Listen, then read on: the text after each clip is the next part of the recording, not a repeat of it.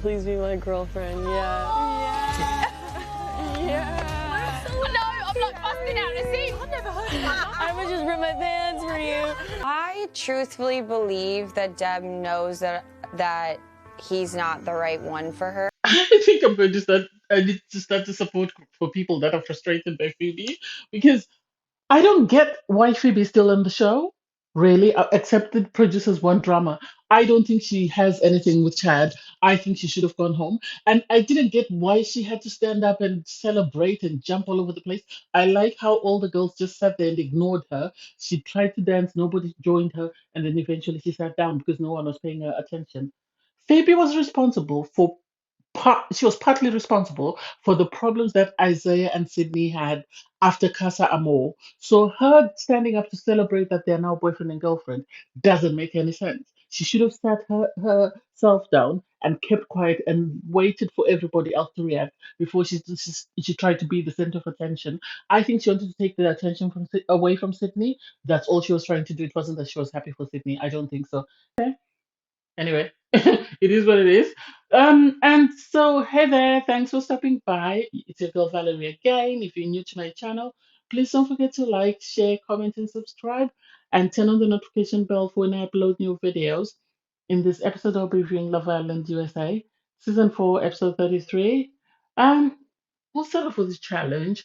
Um, with this challenge, I think it was a cleaner challenge than previous challenges that they've done. I know you had to stuff, you had to shove your face in the cake and stuff, but at least you didn't have to sort of pass the food to random people. And even though they were kissing, they were still kissing the same person they've been kissing all along. So that was better. Joel and Phoebe won, which I think Joel and Phoebe work better as a team. They might not be romantically attracted to one another, but they work better as a team when they are the challenges. Because I remember the challenge in the previous episode, the penis challenge, they won it. And so I think they work better as a team. It's just, I think, thank God that they didn't have a romantic connection because I think Joel is a very nice guy and Phoebe is not it for him. Anyway, from the yesterday, I have to take it back. I have to take it back. I was critical of the Islanders, saying, why did we have to concentrate on Sydney and Isaiah and not celebrate Mackenzie's birthday, blah, blah, blah, blah, blah. And so it was nice to see them, make a birthday cake for her and celebrate her birthday with her. She was very happy. I was surprised though. Timmy and Isaiah were the ones who brought the cake out. And it's like, Chad is her partner at the moment. They coupled up. Even if it's not a romantic coupling, why can't he at least help with the cake or do something? Because even when the cake was being decorated and stuff, I don't remember seeing him there. I think Joel did most of the work for her, and it helped sort of decorate the cake and stuff. And it's just like, I don't get Chad. I don't understand his purpose on the show. I don't understand whatever relationships he says he has. I don't get it. Anyway, it is what it is. So I'll review the couples and we'll see how we go. Jeff and Nadia. I love Jeff. I've always said this. And Nadia is about to catch these hands because if she's playing my guy, I really am going to to get very upset because Jeff appears to be falling in love with Naja. He appears to be falling because he's talking about the future with her. He's talking about marriage. He's talking about the fact that he sees her as a mother, so to his children. And I still haven't heard her Naja say the same things. That's my concern in the sense that Jeff is looking at the future, whereas Naja, I think, is just in the here and now. And I understand, obviously, they're still in the villa and they're going to leave the villa, but at the same time, she needs to be talking about the future for them to come up with a plan of what they're going to do once they leave the island. Well, the villa. So I don't know. They talked about a destination wedding and Nadia saying, she would want her family to be there. Jeff was saying, whatever you want, I'll give it to you. Jeff is falling in love.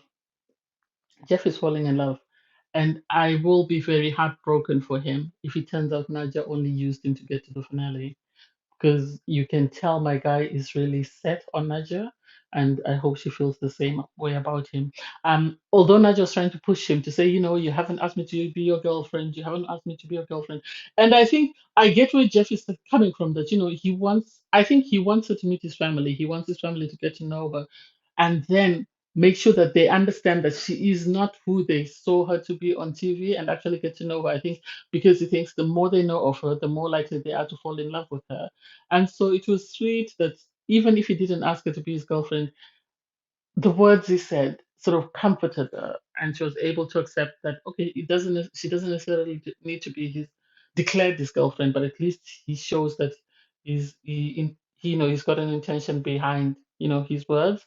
And then from there, Zita and Timmy, mom and dad, they as well. Yesterday I was talking about how come no one is talking about the future, but it seems they've started looking at the future because I think they can see that they can see that they're running out of time. So Zita and Timmy were talking because Timmy was asking. I think because Isaiah asked Sydney to be his girlfriend, the guys knew that their girls would be worried that why have I not had the same. So Timmy asked Zita, how do you feel that I haven't asked you to be my girlfriend? And Zita was like, we're exclusive. That's enough for me. You don't have to declare me your girlfriend just because these are 21-year-olds. We are 29. We are at different stages in life. So I don't need you to declare me your girlfriend for me to know that we're in a stable relationship or in a committed relationship. So I really loved that for them. And they were talking about the future and life outside of villa. So I said this yesterday that I am worried that it doesn't seem anyone is looking past life in the villa. So the fact that they're talking about it gave me comfort because at least I know that they plan on taking their relationship past Love Island, more or less. Um, from there, Mackenzie and Chad, they were in the bottom two with Joel and Phoebe, and so it was to be expected anyway. They haven't been communicating with their current couple. Chad and Phoebe haven't been communicating with their coupled partners.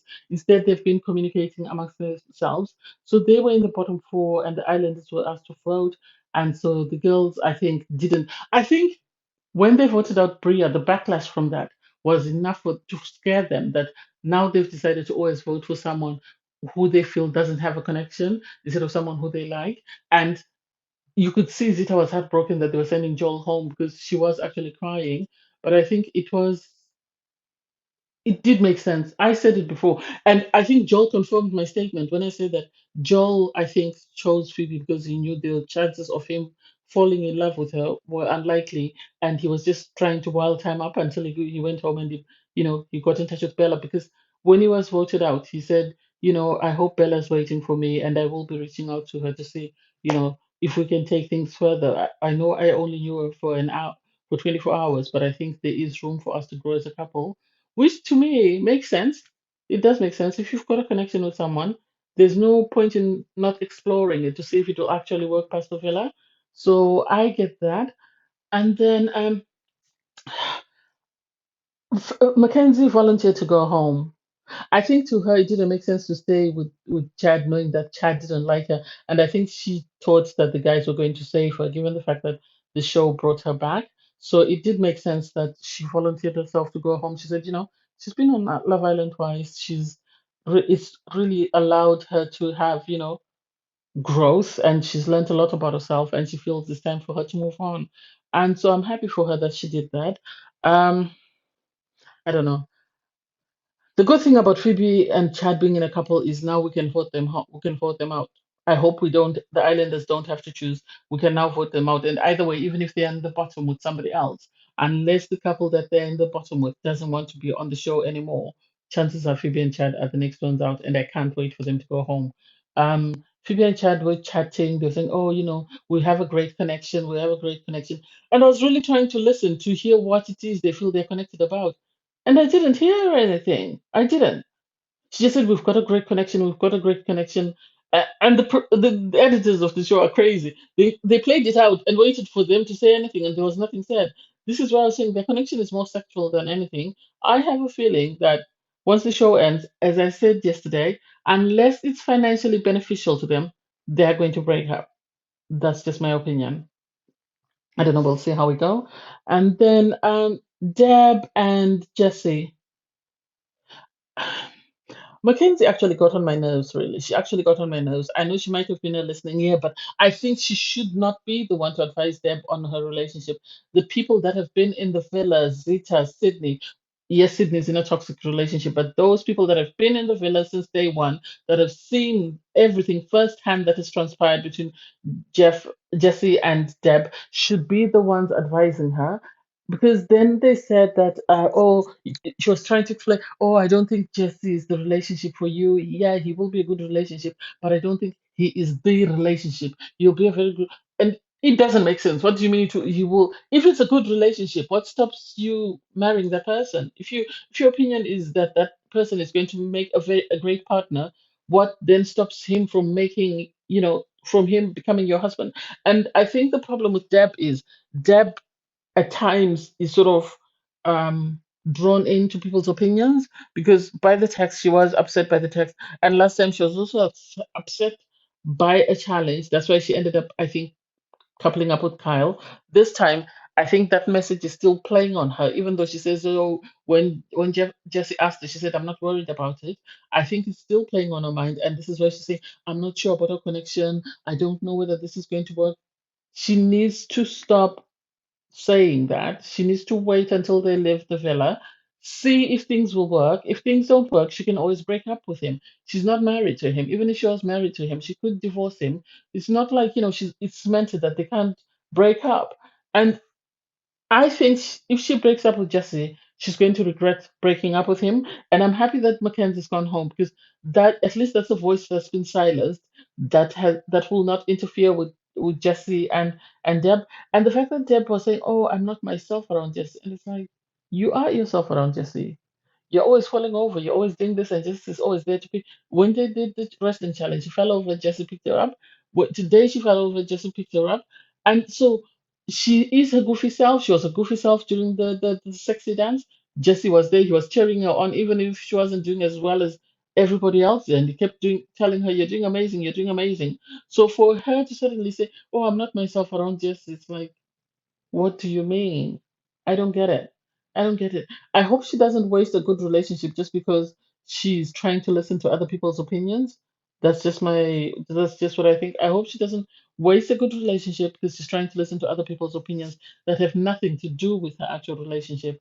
Um, and then so Isaiah and Sydney are still on a high. They are celebrating, obviously, that they are now boyfriend and girlfriend. Isaiah and Sydney, they can give each other whatever title they want to give each other. I think they still have a lot of work to do. I don't know if it's because of lack of maturity or whatever. I think they still need to do a lot of work, because, yes, they've got over the hurdles that they've got over, but they're going to leave the villa. I think, if nothing else, I think they need to be coming up with a plan of how they're going to cope past the villa. If they want to continue as a couple, I think they need to come up with plans of how they're going to cope with either negative comments or whatever they might face. Because if one tweet could derail them, as I said yesterday, social media is going to be their downfall. I like the fact that, Sydney. It's I think it's lack of maturity. This is what is affecting Sydney and Isaiah, because Timmy and Zita were saying, they've been through a lot. They need to find ways of coping, and it's like, maybe try and sort of have a conversation with them. But what I've noticed is there's a lot of sort of support, peer support in this group of islanders, which I've really liked. Even when someone is going, or when they're voting someone out, or when someone is a cause for concern, they're there to rally around the person and sort of comfort the person with whatever they're going through. If it's celebration, they're there to celebrate the person. So I hope, yes, they were celebrating that Sydney and Isaiah are boyfriend and girlfriend. I hope they sit them down and start to have conversations on how to cope with life. I know they might not know how to cope as well, they're going through it, but I hope they continue to be support for them and help them through whatever challenges they face if they plan on continuing to be a couple. Anyway, was I surprised that Joel and Mackenzie went home? No, I knew Joel was going home. I knew Joel was going home. I wasn't sure about Mackenzie because obviously the producers brought her in, and I knew they would want to keep Phoebe because of the drama. I think I was more concerned that they might end up sending someone home like Deb or Naja, but I didn't see them sending home one of the two. So I was surprised that Mackenzie actually went home. Well, I guess we'll see. Since Joel said he wants to pursue things with with Bella. Yeah, I can see that happening because a lot of islanders have left the villa and they've gone on and pursued people that they had a connection with. I know Courtney was saying she's going to try and get in touch with Bryce soon and see how that goes.